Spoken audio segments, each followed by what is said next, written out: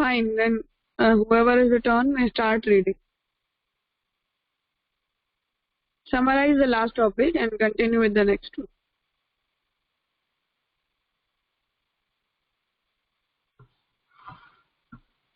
And please turn on the video whoever has turn.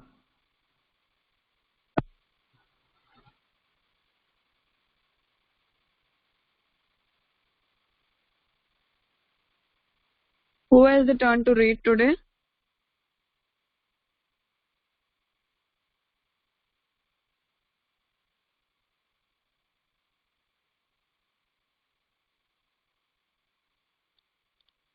Tanvi, I think it's your turn.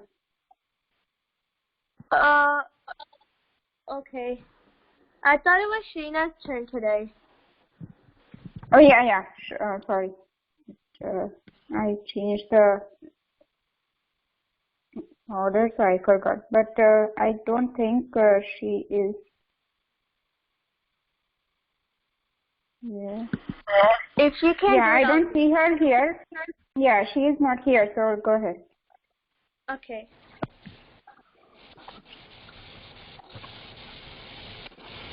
So, can you see my camera?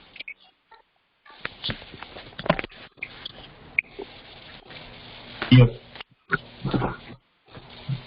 Can you see my camera? Yes, we can. So, yesterday, our last question said that Mahaprabhuji propagated Vikrutparyanvad for opposing the stand of Sankhya philosophy, which is a propagator of Vikrutparyanvad. And Sri Vallabhacharya negates this theory of Vikrutparyanvad because, in the context of the Jagat, because if a person accepted this theory, then it would ultimately mean that we would have to accept another existing entity besides Brahma, who was involved in the creation of this universe. And if this is the case, then we would have to accept that Brahma would have to modify his attributes for originating this Jagat, and Raj explained this, that in the example of the milk and the curd, that the milk modifies its attributes for creating the curd. So in that same way, Brahma modifies its attributes for creating the Jagat.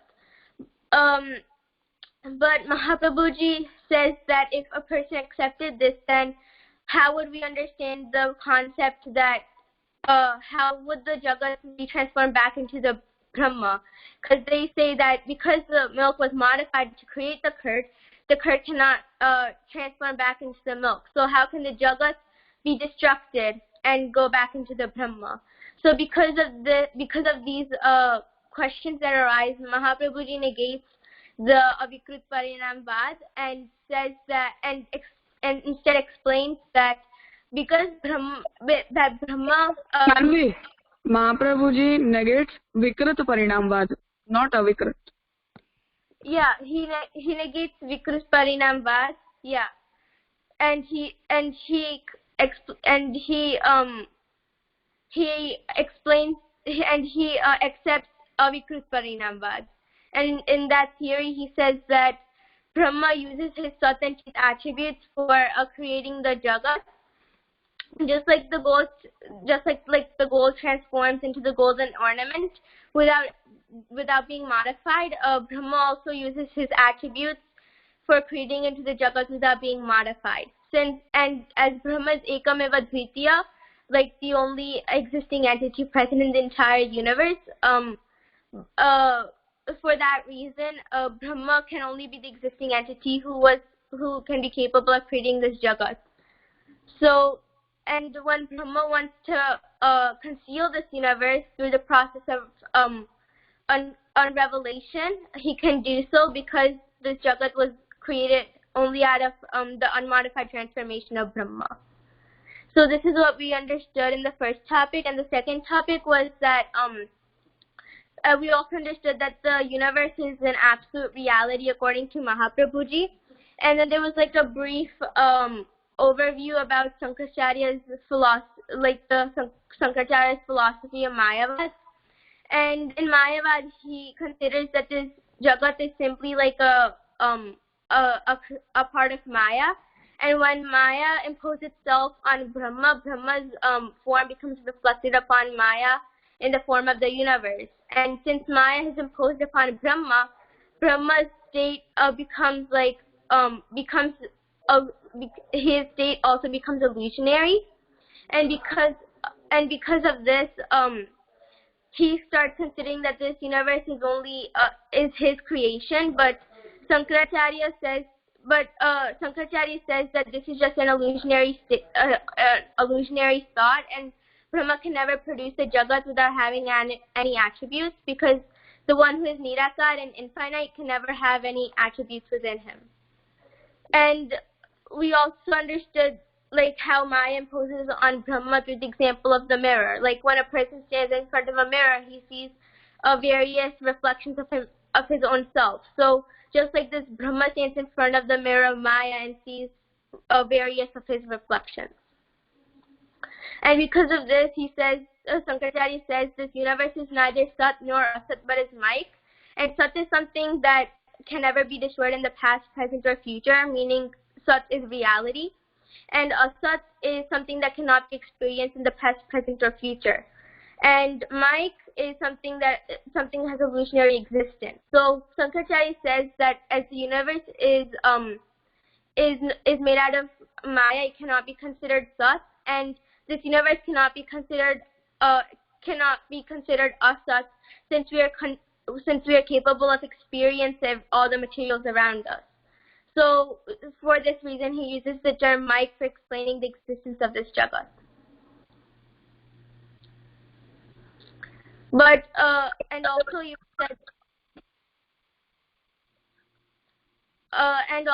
said that but Mahaprabhuji opposes this theory and says that this universe is not Mike nor Asat, but it's Sat, because it's a reality.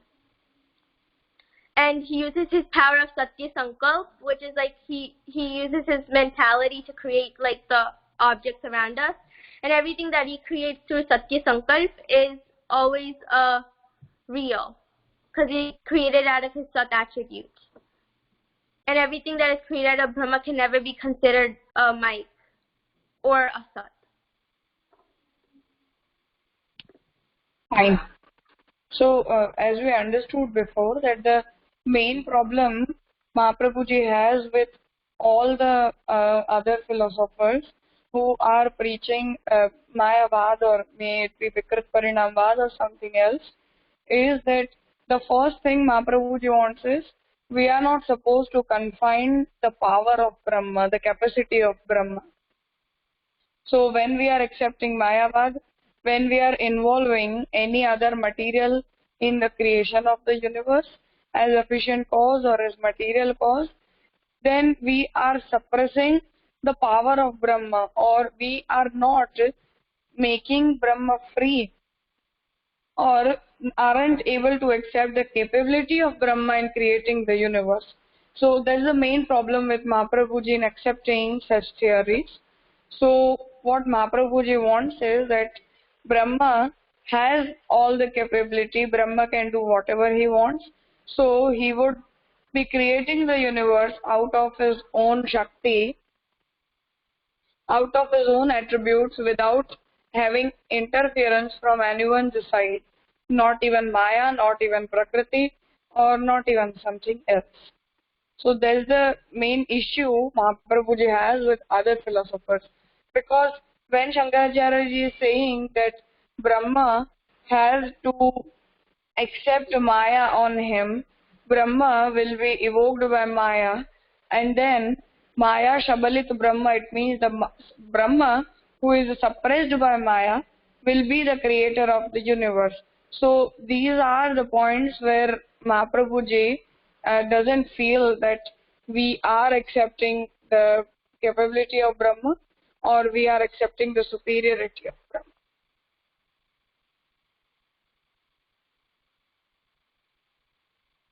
Fine. Do we have any questions regarding this topic?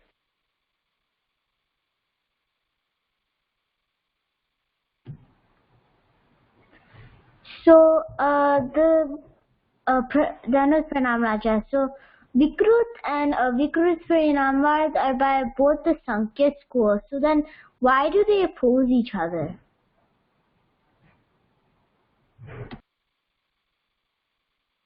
See, they are not same. Vikrit Parinamvad will mean that the milk will turn into the curd, and the curd again cannot be turned into the milk. This is Vikrit Parinamvad. So if we accept this example or accept this theory, then it will mean that the universe will be like curd and Brahma will be like the milk, and the universe cannot go back into the form of Brahma.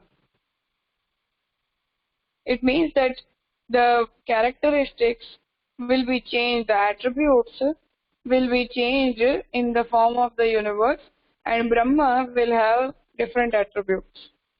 This is what a Vikrit Parinam will mean. And in the topic of Avikrit Parinamvad, what we accept is that we are supposed to accept that Brahma himself has transformed his attributes in the form of the universe, and therefore it is like the gold and the golden ornaments in which the characteristics and attributes don't change.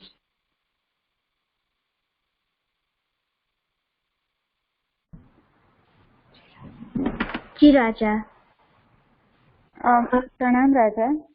I think Riya was asking that they both are from Sankhya school, same school, so why they both oppose each other? No, sorry. They are not from Sankhya school. Sankhya school accepts only the Vikrit Parinamvad, not the Avikrit one. Mahaprabhuji negates Vikrit Parinamvad and accepts Avikrit Parinamvad.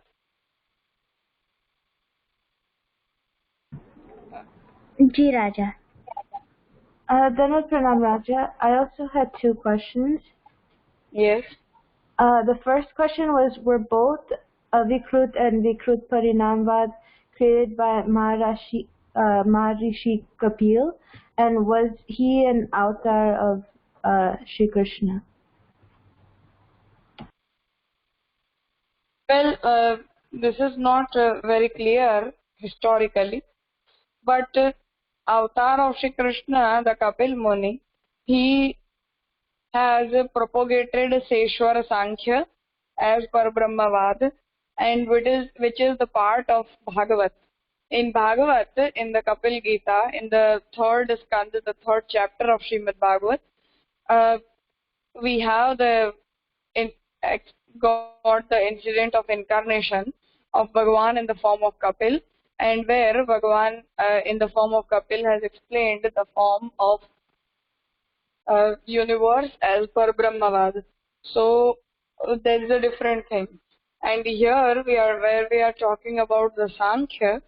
In this Sankhya, the avatar of Bhagavan is not one who is addressed as Kapil Muni, but that person has to be someone else who has propagated Nirishwar Sankhya.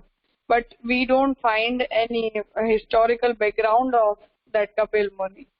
Rather than the name of Kapil, which is given by Vachaspati Mishra in Sankhya Tattva Kaumudi. It is the text, the only text which explains the Vikrit Parinamvad and the Nirishwar Sankhya process of the creation.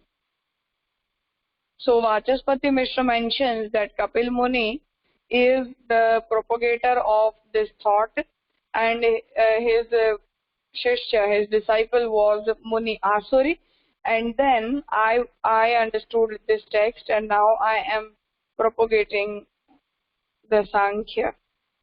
So we don't find any historical background of that Kapil Muni, but we can assume that both of them are totally different. As I explained before, that the term Sankhya means counting the elements which are working behind the creation of this universe. This is what Sankhya means. So counting the elements can be in both the ways, even by including the Ishwar and even not by including the Ishwar.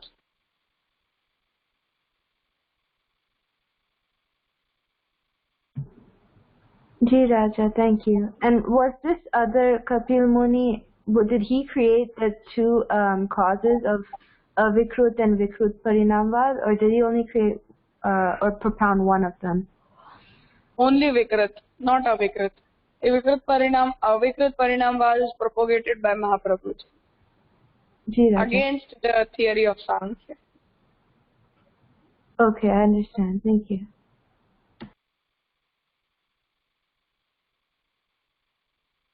Anyone else?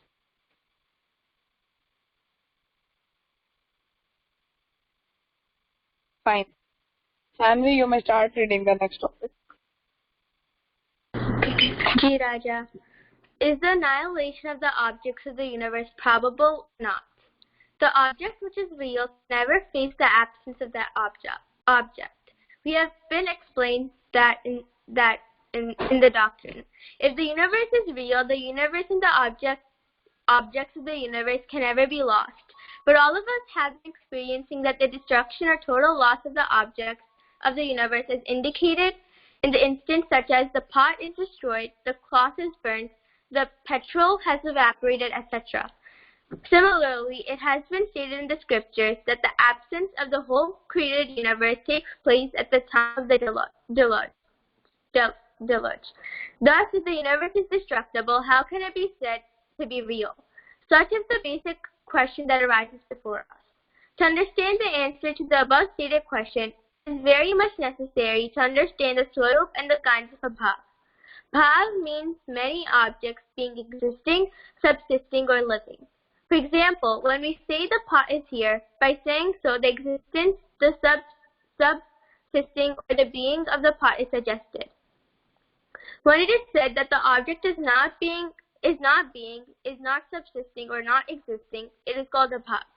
For example, by speaking out the statements such as the pot is destroyed or the cloth is burnt, a bhav, the destruction of that object, is suggested. According to the theory of Nyaya, branch of Indian philosophy, there are four kinds of bhav, stated here under. 1. Atyanta bhav, the total absence. 2. Pragabhav, the absence before the production of an object. 3. Pradvanta bhav, the absence after the destruction of an object. And 4.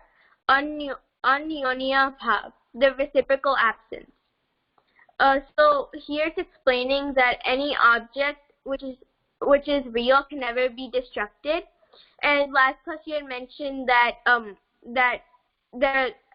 every object has an existence that can be defined as sat or asat. So sat is something that can never be destroyed in the past, present, or future, and asat is an object that cannot be experienced in the past, present, or future. And anything that cannot be experienced is not existing. So Mahaprabhuji explains that this jagat is sat and it's a reality. But at the same time, we see that many of the objects in the universe can be destroyed, like in the example that are given here, that the pot is destroyed or the cloth is burnt, and all of these examples are suggesting destruction of an object. So how can we understand this how can we understand destruction in the universe which is real? So in answer to this question, we have to understand the different kinds of bhav. So a bhav is made of this word bhav, which is something that exists, and the opposite of bhav is abhav. So abhav basically means something that does not exist, like we saw in the example like when a pot is destroyed, then the pot does not exist, or when the cloth is burnt, that the cloth does not exist. So according to the theory of Nyaya, they have four kinds of bhav. So the first one is atyanta bhav, which is the total absence. The second one is pragabhav, which is the absence before the production of an object. The third one is pradvanta bhav, the absence after the destruction of an object. And the fourth one is anyonya bhav, which is the reciprocal absence. And then all of these four bhav will be explained in the following paragraph. See, the issue which is created here is that First thing is that we are saying that Brahma himself is the material and efficient cause of the universe, and each and every object we experience around us, and including our own self, whatever we, XYZ, whatever we see in this universe, everything is created out of the Sat attribute of Brahma. As we have understood before, that all the non-living objects have been created out of the Sat attribute of Brahma, and living beings or the Jivatma, the soul, is created out of the Chit attribute of Brahma. So now let us leave the topic of the Chit. We are here discussing about the Sat. It means the non-living objects which are around us. Now technically when we are saying that everything is created out of the attribute of Brahma, and same way whatever is being created, Brahma it himself is the material cause and the efficient cause of that material, of XYZ, each and every object. So the question arises is then how to understand the destruction of those materials. For example, if I break a pot with my own hands, and there I am saying that the pot is broken, it means the pot is broken and the pot is not here. Now it means that that object, that particular object has been destroyed, it has been destructed. Now the question arises that if Brahma is the material cause of each and every object, then how can anything be destroyed? How can anything has its absence? So each and every object, if created by Brahma, have to be real, they have to be existing, and we cannot say that anything is lost or anything has been destroyed, because everything is created out of the Sat attribute of Brahma. So if the Sat attribute has multiplied itself, or the Sat attribute itself has changed its form in the form of the universe, the objects of the universe, then we cannot say that anything can be destroyed. So if we cannot say the destruction of any such object, then how to accept the experience, the worldly experience, as we say that the pot is no more, the pot is being destroyed. And even in our experience we can find that the particular pot, the particular shape of the pot, it doesn't survive. So if it doesn't survive in its real form after the destruction, then it means that that object is not existing anymore.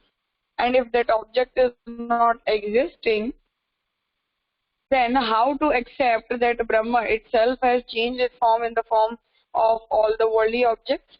So we will have to some or the other way compile this theory and accept one or the other way that how do we experience the destruction and the creation of the worldly objects. If they are not created, they are not destroyed out of the Sat or Chit attribute of Brahma, then why do we experience so? And if we are experiencing so, how to compile or understand that experience along with the theory of Brahmavad? You understood the problem? Yeah, Ji Raja. So can you explain? Yeah, so you explained that like if this entire universe is created out of the Sat attribute of Bhagwan, and if it's created out of the Sat attribute, then everything must be real and existing. Like all the Jad Padarth that we see around us is made out of the Sat attribute, and all the living organisms are created out of the Chit attribute of Bhagwan. So the problem that arises is that if everything has been created out of Brahma, then how can we understand like the destruction of all the objects around us? Like in the example of the pot being destroyed and the cloth is being burnt, like how can we understand the destruction of these materials if it's all real according to Brahmavad, the theory Mahaprabhuji propagated? Yes. So we are accepting Brahmavad. That's the reality. But the problem which we are facing here is that how to justify the experience of the destruction of the objects and the creation of the objects. So if everything has to be out of the Sat attribute of Brahma, then if any of the material is created out of the attribute of Brahma himself, then as Brahma is eternal, the attributes of Brahma are eternal. And therefore, whatever is being created out of the attribute of Brahma, even they have to be accepted as eternal. But we don't experience so. In our experience, we don't find that the objects are eternal. We do experience that objects are created, objects are destroyed, and we have such sort of experience. So how to justify the experience and how to accept the Brahmatmakta? That's the problem which we are facing here, or which has been created. We'll be. Raja. Raja, one Yes, question. you have to ask. Yes, you may. Go ahead. Can I ask? Yes, you may. So my question is that how do we define the destruction? Like, for example, if I'm destroying the pot, it becomes a tikru, right? Like Gujarati ma હું pot ને તોડી કાઢું તો એ out of destruction જે ઠીકરી બને, so that is a creation of a destruction of a pot, right? So in the Brahmavad, do we consider as a destruction, or we consider the process of a destruction is a making of another object? See, we'll be going through the answer in the next topic only, because the theory of abhav or the total absence of any material is accepted by the Nyaya school of Vedanta. Because what they say is that, for example, let me counter argue that if anything is destroyed, for example, the pot is destroyed. Now, if the pot is destroyed, then that particular shape will never be again. The particular pot, for example, I have a pot in my house, then that particular pot can never be recreated. That shape, that particular shape of that object will be absent forever. That cannot ever be recreated. We can create a new pot, we can create a new object, but we cannot create the same pot again. Therefore, the Nyaya school of Vedanta accepts the theory of abhav, that each and every object after being destroyed cannot be recreated, and it loses its real form. And therefore, they accept the 4 types of abhav, which we will be learning now. How do we answer, and what is the process which we accept? It will be clear after this. First of all, here we are taking the theory of Nyaya as Purva Paksh. Okay. As the one who are defending it. Okay. Thank you.